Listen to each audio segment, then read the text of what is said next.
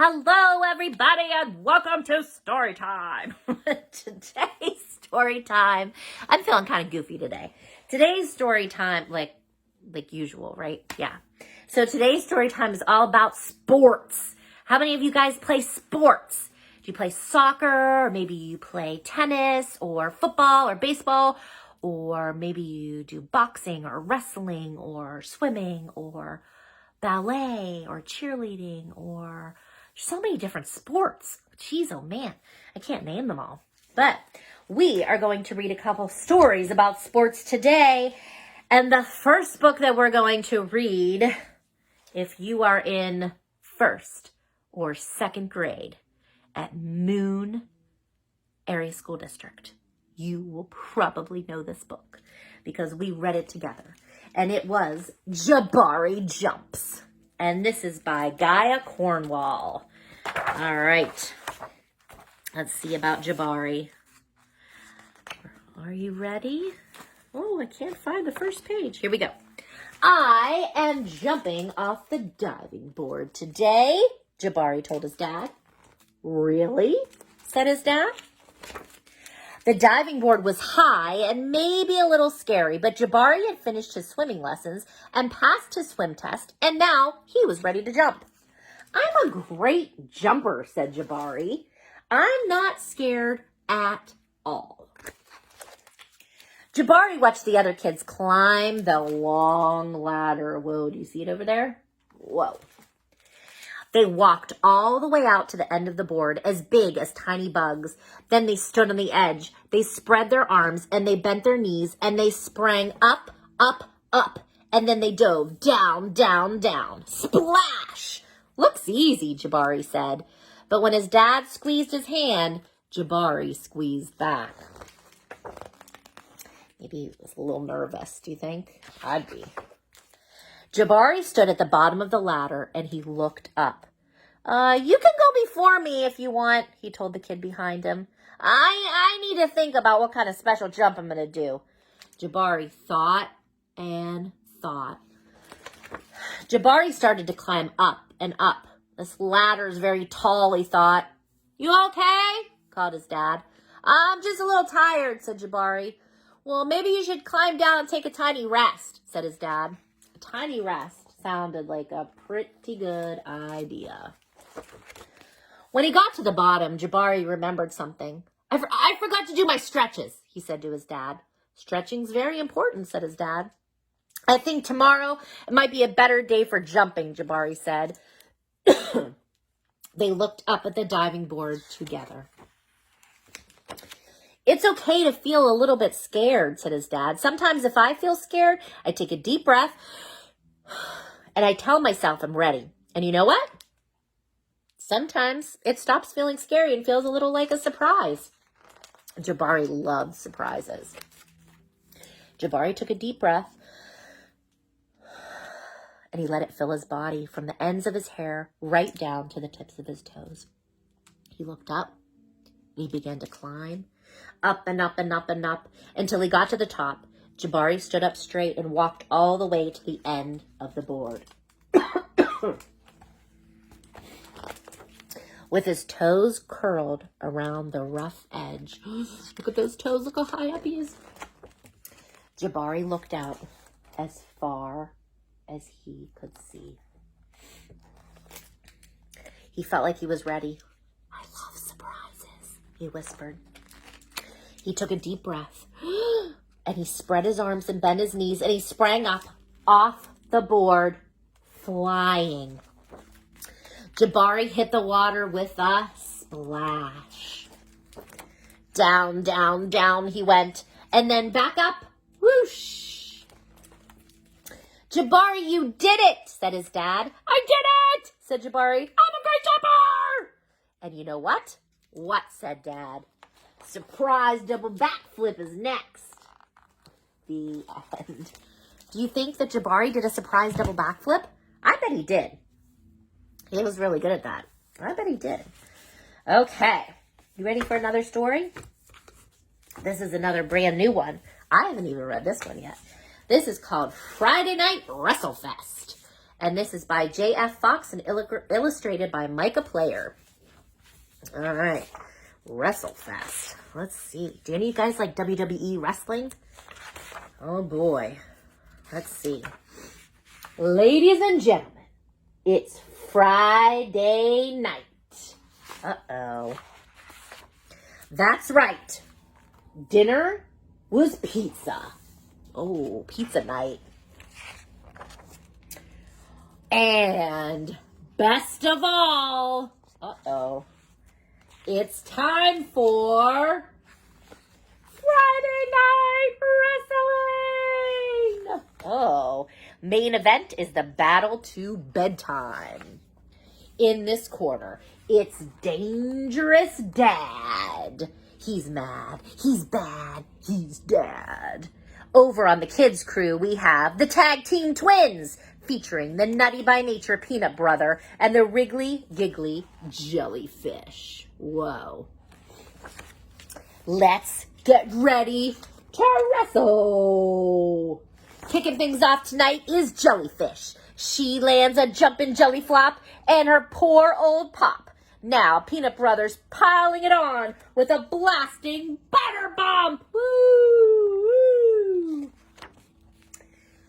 Yes, sirree, Dangerous Dado is smack dab in a wham bam slam slamwich. Peanut Brother and Jelly. The tides and tentacles quickly turn. Uh-oh. Dangerous Dado snatches Jellyfish in a squishy squid squeeze. 10 tickles, did you say? Peanut Brother spins in to help with his assist with a swirling shark clone. Totally jawsome! Dangerous Dado fights back, dishing out some seriously slobbery codfish kisses. Did somebody order the fish and lips? Ew. But hold the tartar sauce. What is going on? Uh-oh. From out of nowhere, it's a flying mom bomb! Ah!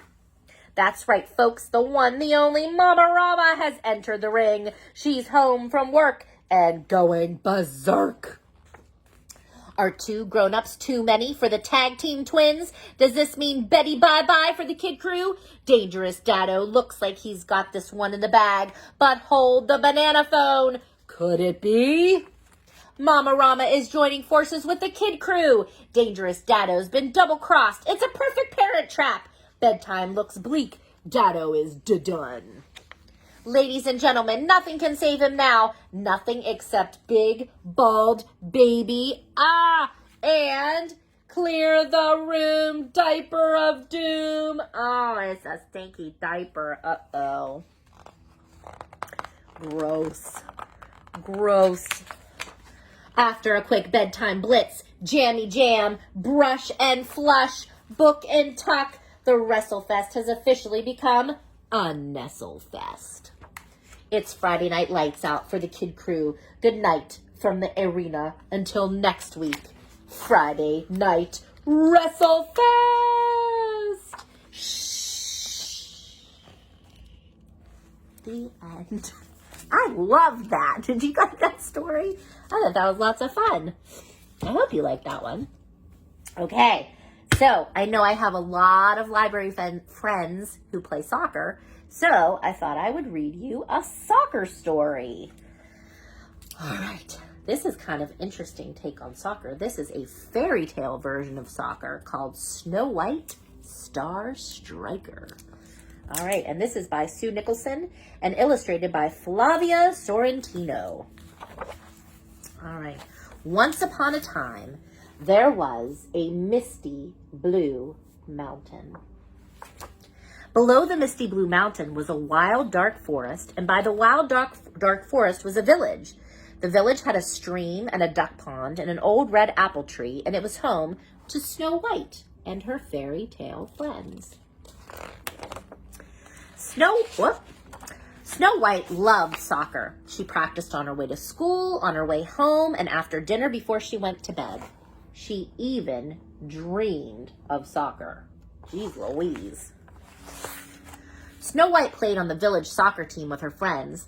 The team had a match coming up against the ogres from the next village, and she was one of the best players. The only problem was she wouldn't pass the ball. Oh no, she was a ball hog.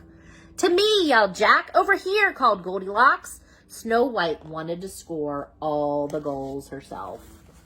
Not cool, Snow White.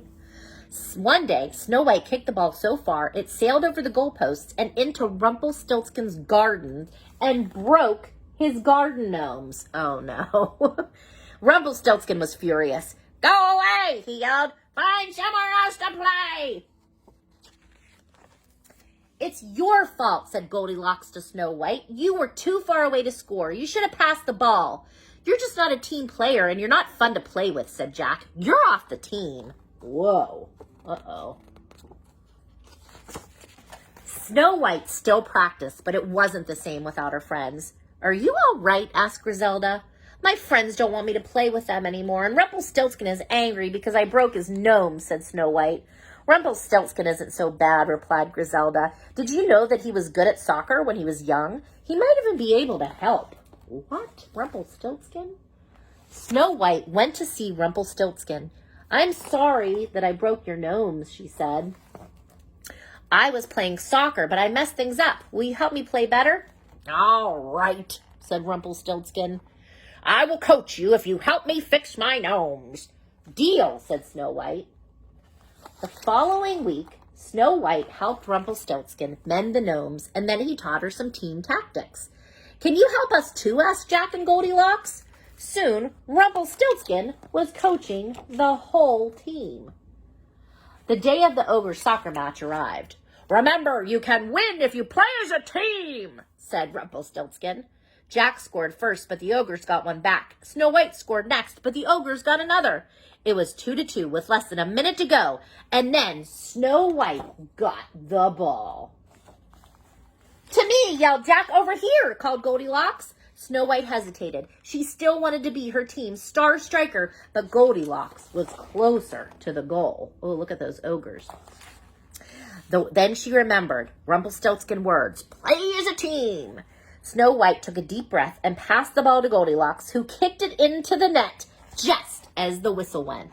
Hurrah! The fairy tale friends had won. You may not have scored the winning goal, but it's more fun playing with you now, said Rumpelstiltskin. And you're still a star, said Goldilocks. Snow White beamed. On this team, we are all stars. The end. All right, so I hope you've been getting some sports in when it's nice outside anyway, and playing outside, and I hope to see you guys soon. I hope everybody's doing good, and I will see you next time. Bye.